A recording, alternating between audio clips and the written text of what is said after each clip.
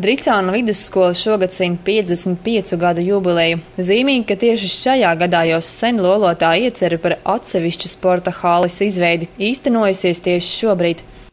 Šodien es varu ar prieku paziņot, ka mums arī vēl viena aktivitāte skolā noteikti būs, jo ir atbalstīts mūsu iesniegtās lauku atbalsta dienestā projekta pieteikums jaunas Dricānu vidusskolas sporta zāles būvniecībai. Optimistiski skatos un ļoti ceru, ka nākamgad, ne jau šai gadā, bet vēl pēc gada, 1. septembrī, 2011. gada 1. septembrī, es domāju, ka Dricānu vidusskolā būs jauna sporta zāle bērniem. Dricānu vidusskolā mācās 182 skolēni, gan no pašu pagasta, gan kaimiņu, kā Strūžānu, Audriņu, Gaigalavas un Rikavas. Skolas vadība atzīst, ka sporta zāles izveide skolēniem radīs lielāku interesi izvēlēties mācīties tieši Dricānu vidusskolā.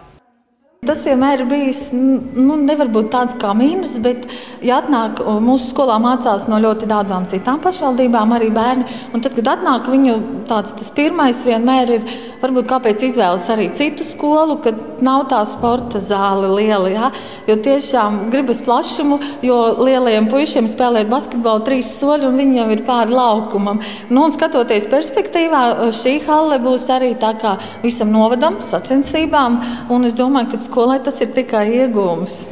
Cilvēku veselības stāvoklis pasliktinās sakarā ar ekoloģisko situāciju, droši vien arī ar produktiem, ko mēs lietojam ikdienas uzturā. Un ļoti būtiski, lai bērni šo veselību kaut kā vismaz savos skolas gados tomēr satāpa, varbūt uzlabo. Pagaidām vēl skolas pagalmā zaļo ābeļdārs, taču pavisam drīz tā vietā būvnieki sāks celt jauno sporta zāli.